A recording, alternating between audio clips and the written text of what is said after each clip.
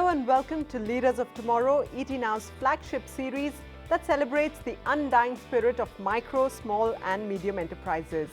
On the show today, JCB's India MD and CEO Vipin Sondhi shares lessons in manufacturing excellence for MSMEs. On Bright Sparks tonight, I Say Organic, an enterprise that offers farm-fresh, chemical-free produce to consumers while also taking care of the farmer community. And Exo Footwear, a unique footwear manufacturer that's making a wide range of shoes for men, women, kids, railway and armed forces personnel. That's the exciting lineup in store for you today. So let's begin then with our Bright Sparks. Our first Bright Spark today is an enterprise that has a vision to make organic food available to as many people as possible. Delhi-based I Say Organic is working with rural farmers to create profitable supply chains in urban centers and deliver fresh produce at affordable prices to consumers. Here's ET Now's Punita Verma catching up with the founder of the company. With our lifestyles getting hectic like never before, we certainly need to go an extra mile to keep fit. I Say Organic precisely fits the scheme of things for those aspiring to keep healthy the natural way. The company, founded by Ashmeet Kapoor in 2012, supplies organic food products across Delhi NCR. Well, if you wanted to launch your own business, there were several easy options available that also promised great returns. So why, out of all the options, you chose to get into the agriculture sector? I mean, the simple answer would be that it's my passion. Organic food business, given how nascent it is, definitely is a very patient business. It requires a lot of time, energy and sweat put into building, the core supply chain. In the end, it's what I want to do and it's what I want to see as, an impact coming out of my work, say a decade later, as having played a key role in creating a new market in the country. Well, you studied in US and Canada and you had an option of launching your career in these countries as well. What made you come back to India and launch I Say Organic? So while I did study abroad, I think I always knew that eventually I wanted to come back and do my own thing. Once I finished my master's, when I was looking at clean technologies and their applications in developing countries, I think from there to various other projects I got involved with, I realized that this is definitely what I wanted to do. Ashmeet spent an entire year farming, trying to understand the nitty-gritties of the process. A great way to building a firm foundation in farming business. After learning the ropes, he set out to build a strong supply chain, and now that is done, Ashmeet has projected the growth to soar high this year. We've grown quite steadily, around 2 times every year. This year we're hitting revenue of around 3 crores, and also since we've got a very stable back-end supply chain now, we can really ramp up our distribution, direct-to-home distribution as well. So we're looking at a 5x growth in the coming year. So what are your expansion plans for the next financial year? So the next financial year is again going to be a very Delhi-centric expansion plan. We will be opening 5 more stores in the coming year, and through that we really hope to engage a bigger section of the customer base in the Delhi NCR region. Well, talking about the social aspect of your company, how has your business impacted the farmers as well? The business has no appeal to me, or I'd say largely for everyone in our team, if the farmers aren't doing well. The farmers we source from are making 40 to 50% more than they were making earlier. While we have right now partnered with farmers who are already organic, by means of our work, we hope that other farmers can also join in, seeing how well their peer farmers are doing. The company certainly has revamped the concept of living natural. Ashmeet contradicts the perception that organic food may burn a hole in the pocket. Precisely this is why he is working at ramping up his business, as the company foresees the demand rising following similar patterns preceding in the West. Who constitutes your customer base, and are your products affordable for the middle class as well? So in terms of customer base, it's largely the educated, relatively well-traveled section of society. So usually I'll say double income educated households under 50 years of age. And as for your other point on affordability, so it is not something which is inaccessible for the middle class. Of course, given that it's a new industry and the economies of scale aren't there yet, The prices are slightly more, but they're not exorbitant. Hypothetically, if the demand rises, do you think the market is ready to supply larger volumes of organic food? Of course, if tomorrow suddenly the customer demand grows 100 times in India, you can't say that I'll be able to cater to it. But it's obviously a gradual process like any other company. And with the right amount of planning, there's no dearth of farmland or even organic farmland in the country. And there's many states in the country, like there's Sikkim, there's Uttarakhand, there's MP, Rajasthan. They all have really aggressive plans to convert large sections, sometimes even 100% of the state, to organic. After being an online vendor for long, the company is now looking at getting into cafe business. The business is also being looked as a way of leading people into knowing the company, its products, and eventually switch to organic products. Apart from opening such cafes, IC Organic plans to involve with print media and radio to market its products. All right, let's shift gears from food to footwear now. Our next bright spark is a company that specializes in manufacturing all kinds of footwear and is a trusted supplier for many government agencies like Delhi Police, Armed Forces, and various state governments. New Delhi-based Exo Footwear is not just available in Tier 2 Indian cities, but has also expanded to North American markets and has some strategic alliances with international shoe brands. ET Now's Libza Manan reports. In 2003, affordability was an unpopular term in the niche footwear market, and Delhi-based Exo Footwear came in to bridge this very need gap of middle-class India. Entrepreneur Nitin Gupta established Exo Footwear with an aim to revolutionize the sector with his sharp business acumen and uncompromising commitment towards quality. We are making shoes for kids category as well as for girls and for men's footwear also. We are also catering to the paramilitary forces. We are supplying to various government departments like police force, various military organizations, as well as we are also giving shoes to the government freebies they supplies to their citizens, poor people. So we are catering to that category also. What would you say is the USP of Exo Footwear? The USP of the company is its production capacity. We have huge production capacity. We have a unit which are socially compliant, so we can cater to our export clients very well. And its people. Our team force consists of those who are technically very strong in their particular segment. How is Exo Footwear tackling competition in the footwear industry today? For global competition, the main criteria is to give quality product at good price. All the companies looking for is the social compliance unit. So we are making all our unit as the social compliance units, and secondly, as far as cost is concerned, we make sure that we are more competitive than any other part of the world. What efforts are taken by the company to ensure customer delight? Customers get satisfaction to get the quality product at good price. So our first strategy is to make sure that we provide a comfortable shoe to them, and then we look forward to give them the best price. What's your vision for the company in the next couple of years? From here we have selected 3 categories where we can grow upon. The first one is export, as Made in India is a very good concept which our Prime Minister has come up with. So we are making our unit as far as export market are looking for.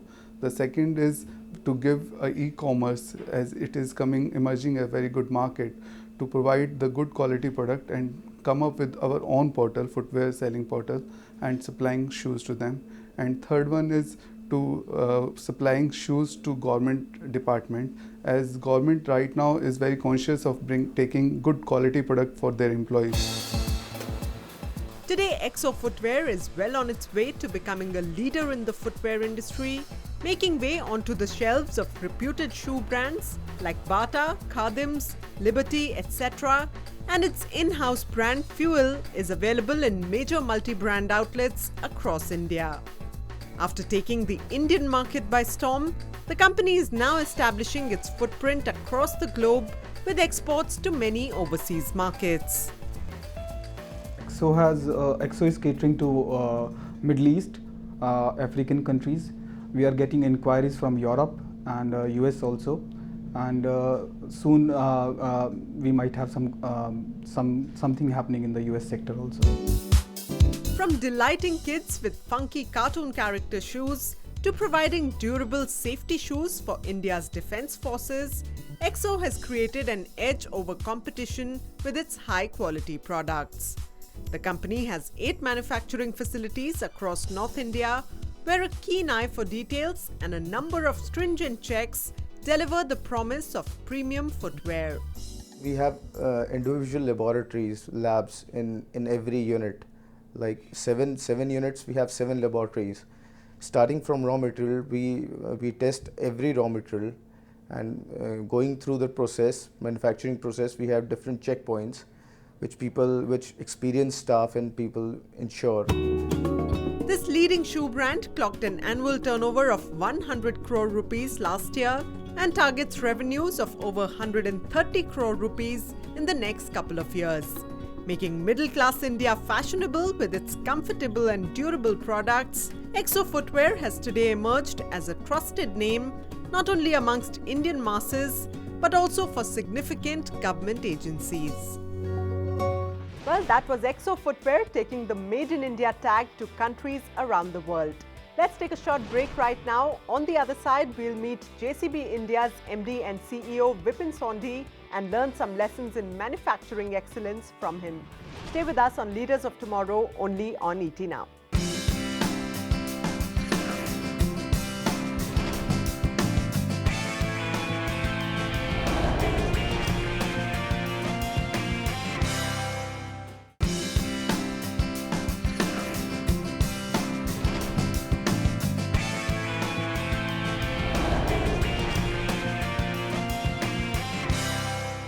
Welcome back to Leaders of Tomorrow on ET Now.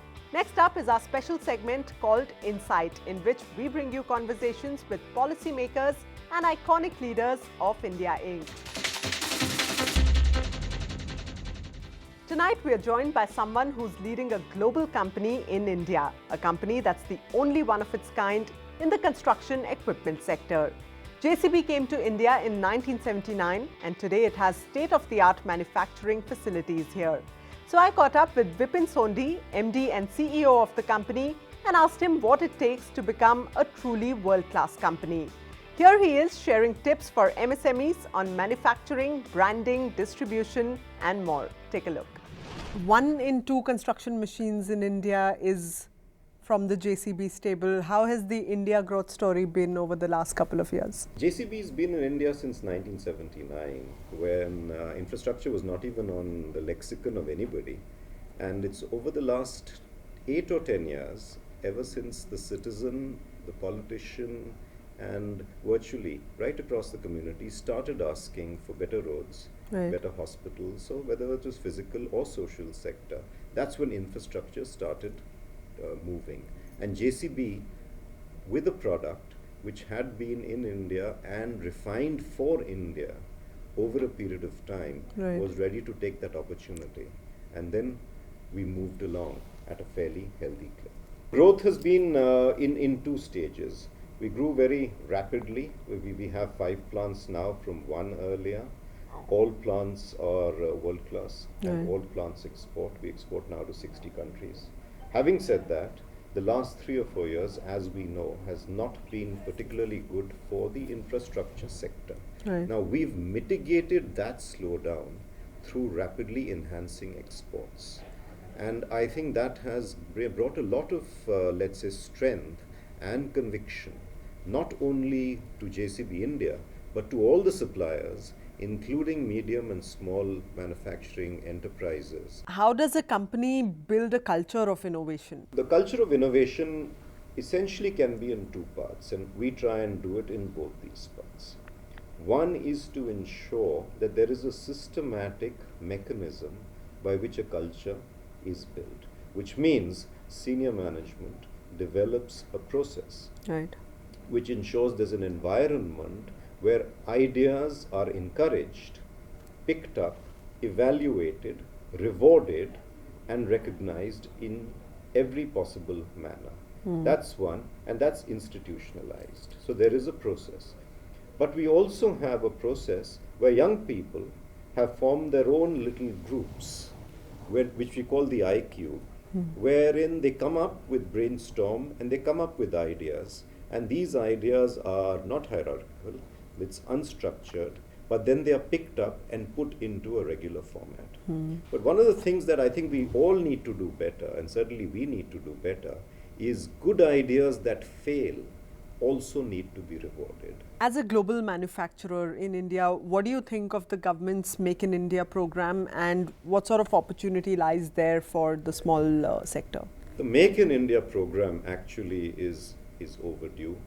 Our contribution to GDP, I'm talking from a manufacturer's standpoint, is just 15%, when our target now is to reach 25% by 2022. Yes. So we've actually leapfrogged into services, which is at 60%. But where will the large-scale employment come from? From people who are young people, who are moving from an agrarian-based society. It will come through mass manufacturing. So we have no option but to have a Make in India-like program. But Make in India provides two opportunities. Make in India provides the opportunity to supply to a domestic base, but Make in India presents an even bigger opportunity to supply to the rest of the world.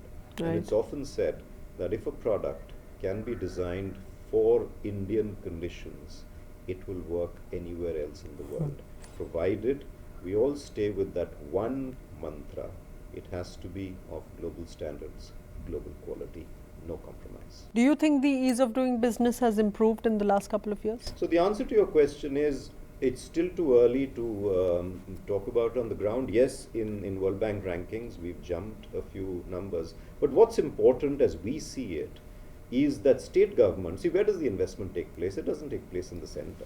It takes place in the states. And we've seen and you've seen many state governments now competing with one another on a list of 100 points on ease of doing business. So it's come right in front on the agenda. And now what's interesting is that states are going to be competing with one another to see who is the best and who are, let's say, who are the top 10, who are the top 20. So there will be competition for that, and every state needs investment, every state needs to create jobs. What does it take for a company to build a brand like JCB that has in fact found its way to the Oxford Dictionary and actually means a mechanical digger? Would you say that manufacturing excellence was the single biggest reason for this? It would be in many parts. When you talk of the Oxford Dictionary, it's the vision of the chairman, and that happened in the United Kingdom. It was JCB invented what is called the backhoe, which has now become what is called the JCB, and that's it. But I'll tell you the India story. Essentially, manufacturing excellence is just part of it. The main thing is, how do you engage with your customer? Does your customer, in our case, become an entrepreneur? Does he in turn create other entrepreneurs who then it becomes a way of life and it becomes a way of living? In India, what are some of the unique challenges that you're working with in the Indian market? Every part of India is unique in terms of its terrain, in terms of the difficulties of the terrain. Our products move across India, and therefore they are tested and developed for the most difficult terrains. And then when they go outside the country, they stand there, and we're proud of that Make in India. A large role is also played by brand building exercises. So what are some of the most memorable brand strategies that JCB has adopted over the years? We go directly to the customer. You won't see us advertising a lot in mainstream, etc. And what our brand building is done with our customer, who is could be a very simple person or large contractors. So let's take about the simple person who is, let's say, in Nagaur district in Rajasthan. We tend to do brand building through actually live demonstrations and a business case. What sort of opportunities do you see in the construction equipment space for small and medium enterprises going forward? Tremendous. Let's say the current projection for the next 5 years is that the construction equipment industry will grow from $2.8 billion a year to $5 billion a year. It's almost doubling. Almost double. I think it's conservative. It could possibly be higher. Right. Having said that, 50% of this value will come through MSMEs. So the opportunity is tremendous. But the question is, how does the MSME sector be given this opportunity? And how does the MSME sector create this opportunity for itself? It has to be both ways. As far as manufacturing is concerned, how is the India experience different from the rest of the world? Well, the India experience is a challenging experience. For one, we talked about ease of doing business. And there is every reason that it just should become easier. We shouldn't have to fight the system. The system should aid manufacturing. And therefore, it starts from land or labor laws or inspectors, etc. And we know there's a whole list of it which the government is working with. So we look very hopefully, along with industry, that there will be this competition among states which will itself make it easier to do business. Overseas, it's much easier to set up a plant. You need far fewer approvals. It takes lesser time. Yes. But we'll get there. And I'm very confident that in the next 5 years, the landscape will be completely different, because now it's become a mission. And there is no option but for us to make in India a success, to provide employment for the youth. JCB successfully maintains consistent quality across various geographies around the world. How does a small company that's aiming to tap markets outside of India, get hold of that quality? Actually, so JCB and JCB-like companies would have a system which is a common system worldwide and which is audited by the same team that goes worldwide or is trained worldwide. So you have consistency. And therefore, the brand is JCB, and it doesn't matter from which country the equipment is being sourced. Having said that, all our suppliers, and these are small and medium suppliers, only qualify if they could supply to anywhere in the world. So there isn't a supplier who says, okay, I can supply to the plant in India, but not be able to supply to the plant in UK or China or Brazil or elsewhere. And what are some of those new age efficient technologies in manufacturing that you think small companies must adopt and leverage? The new technologies have to be relevant to what you're doing. And you remember, we are in India today. It is important that we create new technology with automation, but with a balance of creating employment as well. Right. It should not be automation for the sake of it. Wherever we can have a manual process, we must have a manual process. The specific technology will depend on what is being produced and for whom, in which industry you are in. And that specific technology is very often selected jointly, Right. along with the MSME. And going forward, what's your vision for JCB India? We are part of a supply chain where our products are now in over 60 countries, and hopefully the number of countries would improve and go further. We are therefore not known as much as people here, but by the brand, and it's extremely important we be responsible for the brand. So the vision really is articulated by the Prime Minister: make in India and sell everywhere. One final question, what are your mantras of success for MSMEs? Mantras for success for MSMEs. First, a request to the government: make it as easy for the MSMEs to operate as possible. The inspectors, the infrastructure, the skill level of people, those must be given and not become a hardship. Secondly, an ecosystem, especially a financial ecosystem, whether it's private equity or venture capitalists, to be encouraged to invest in MSMEs. And the third really is early engagement and seeing through with the OEM to make it a successful enterprise as part of a value